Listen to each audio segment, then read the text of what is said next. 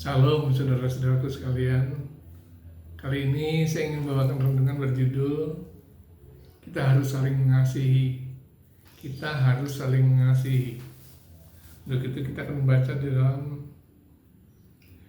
Yohanes 13 ayat 35. Yohanes 13 ayat 35. Demikian firman Tuhan. Dengan demikian semua orang akan tahu bahwa kamu adalah murid-muridku, yaitu jikalau kamu saling mengasihi.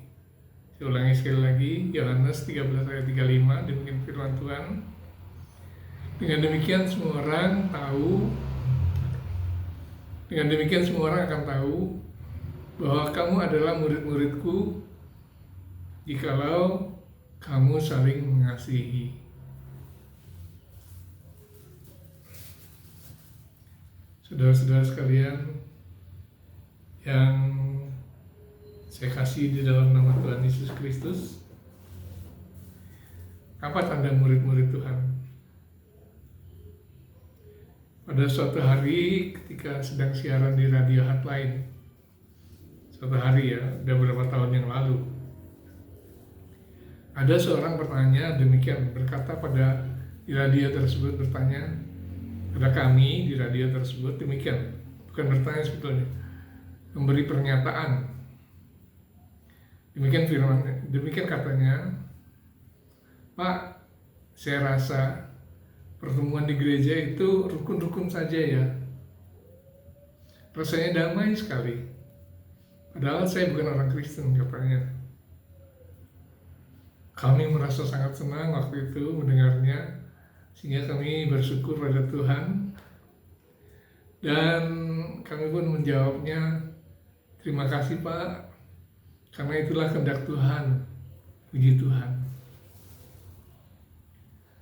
Kemudian ada lagi seorang kenalan saya berkata, dia juga bukan orang Kristen. Dia berkata kepada saya gini, Pak, saya merasa iri pada orang Kristen. Loh, kenapa iri? Saya bilang, kalau hari Minggu ke gereja bersama istri duduk bersama istri duduk bersama, nampaknya rukun sekali. Kalau kami nggak bisa Pak, harus terpisah, laki-laki perempuan sendiri-sendiri. Oh, makasih Pak. Itu rupanya pandangan orang tentang Kristen, tentang orang Kristen. Kita harus saling mengasihi. Sebab salah satu bukti bahwa kita adalah murid Tuhan adalah jika kita saling mengasihi satu sama lain. Itulah salah satu tanda murid Tuhan Yesus. Tetapi bagaimana jika ternyata tidak saling mengasihi? Ya berarti kita bukan murid Tuhan Yesus. Kalau tidak saling mengasihi, itu saja, nggak usah pusing-pusing. Kalau kita tidak saling mengasihi, berarti kita bukan murid Tuhan Yesus. Lantas bagaimana kalau saya hanya mengasihi teman akrab saya, teman akrab yang di gereja saja, tapi jemaat yang kurang kenal tidak saya kasih? Karena kita perhatikan ayat tadi sudah jelas sekali mengatakan, kamu adalah murid-muridku jikalau kamu saling mengasihi. Lebih baik dia teman akrab atau bukan. Jadi baik dia teman baik atau bukan, tetap harus kita kasih, siapapun itu.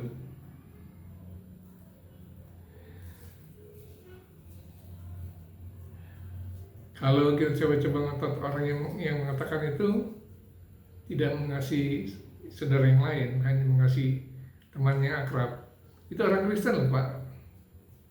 Kita coba-coba ngotot ya, dia sudah dibaptis, bahkan sudah rajin melayani Tuhan. Tentu jawabannya ya, walaupun dia sudah rajin melakukan semua, tetapi jika dia masih menyimpan sakit hati, marah, dendam dan iri hati pada saudara seiman, pada saudaranya seiman, apalagi bukan orang kepada orang lain, kepada saudara seiman pun sekalipun, dia bukan murid Tuhan, bukan murid Tuhan Yesus. Walaupun dia sudah Kristen, kita tanya lagi. Ya, walaupun sudah Kristen, berarti saya harus mengerti ayat itu. Ya, kita harus mematuhinya, kita harus mentaatinya. Banyak orang berpendapat sebagai murid Tuhan Yesus, kita pasti saling mengasihi satu sama lain. Bukankah Yesus terlebih dahulu mengasihi kita? Itu kata kita, bahkan sepertinya kita sudah hafal hampir semua ayat yang menyangkut tentang kasih. Kita juga menyadari bahwa kita harus mengasihi bukan hanya kalangan sendiri, tapi juga kelompok lain termasuk orang yang memusuhi kita. Malahan mungkin kita juga banyak berkhotbah tentang kasih ini. Ada banyak orang mendengar kuliah, khotbah, seakan-akan demikian indahnya kasih seseorang kepada orang lain. Dia demikian ketika saya berkhotbah tentang kasih, mengasihi sesama manusia, orang lain melihat saya, waduh, saling mengasihi. Tapi bagaimana kita berkata-kata demikian sabarnya? Kita berkata-kata demikian.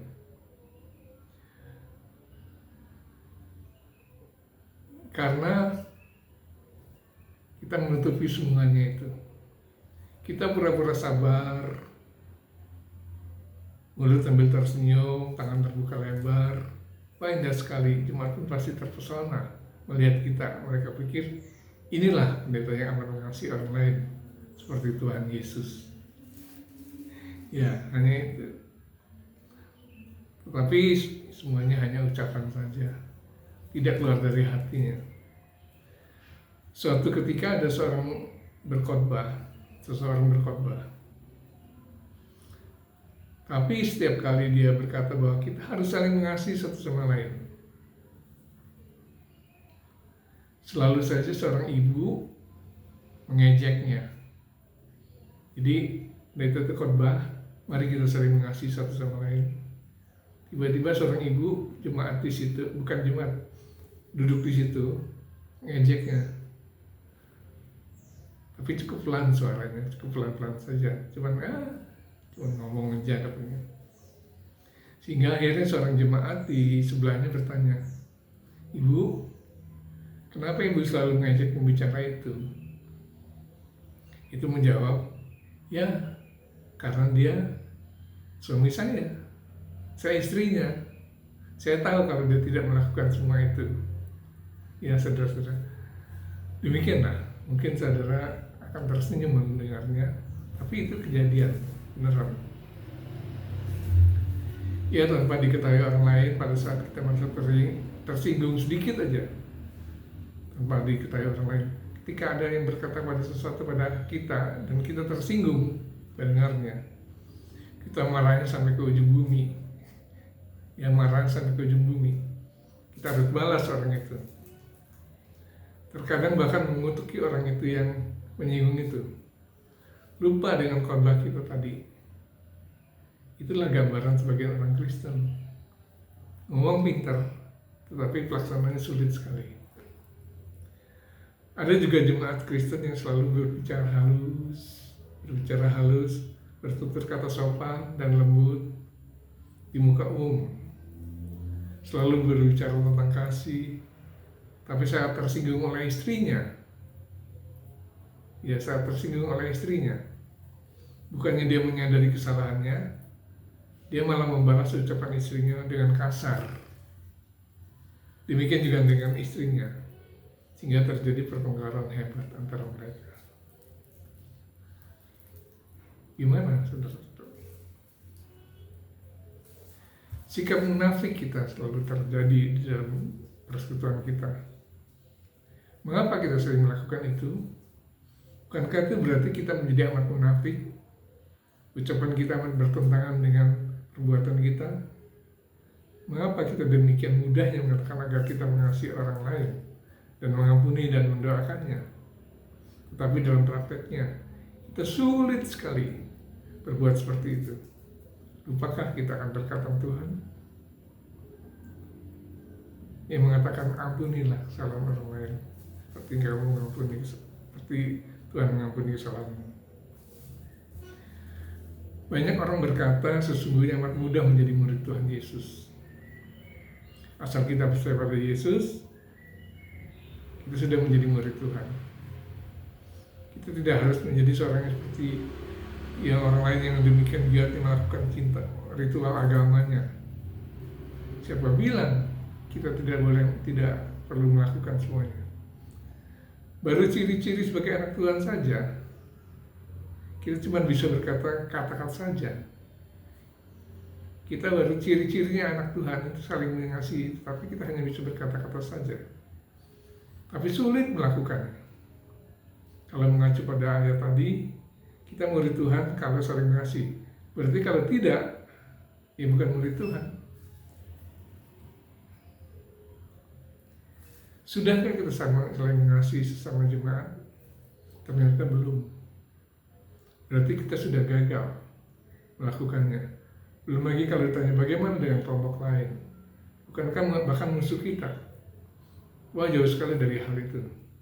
Walaupun kita sudah bersaksi, menginjil, dan berkhotbah, tapi jika kita tidak memiliki kasih itu, rasa kasih itu, kita ternyata bukanlah murid Tuhan Yesus. Kasih itu apa sih sebetulnya? Kasih itu apa? Dalam 1 Korintus 13 ayat 4-7, Korintus 13, 1 Korintus 13 ayat 4-7, demikian firman Tuhan tertulis, kasih itu sabar, kasih itu murah hati, ia tidak cemburu, ia tidak memegahkan diri dan tidak sombong, ia tidak melakukan yang tidak sopan dan tidak mencari keuntungan diri sendiri, ia tidak pemarah, ia tidak menyimpan kesalahan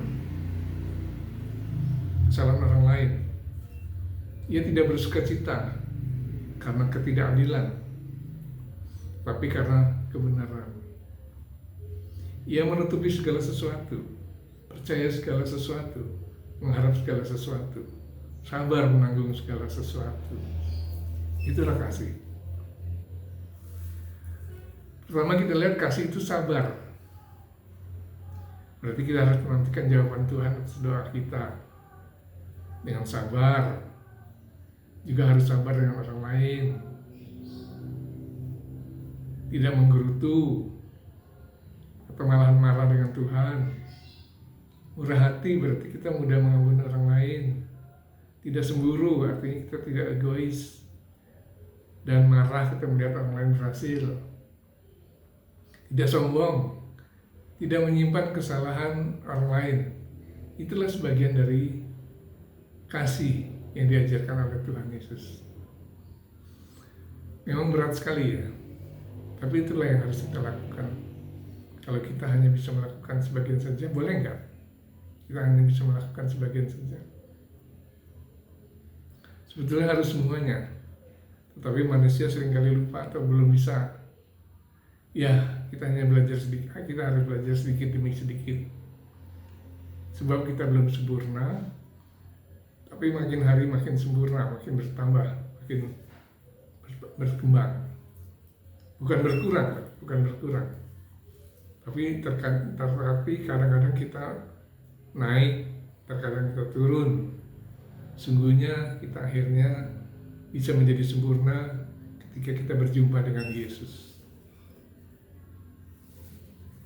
Ya,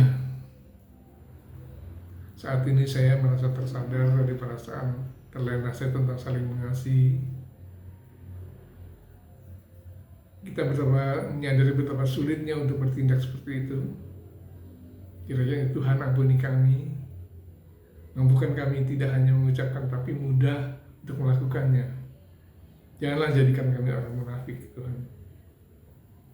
Sungguh kami adalah makhluk yang lemah, Tuhan. Ajarlah kami selalu agar tidak mengabaikan semua perintah-Mu. Mungkin mula-mula kami baru belajar, tetapi ajarkanlah kami semakin hari semakin seperti Engkau. Karena itu pada akhirnya dalam renungan ini kita percaya bahwa Tuhan akan membimbing kita untuk terus saling mengasihi sesama jemaat dan kita pun akan semakin sempurna. Tuhan Yesus memberkati kita semua. Amin.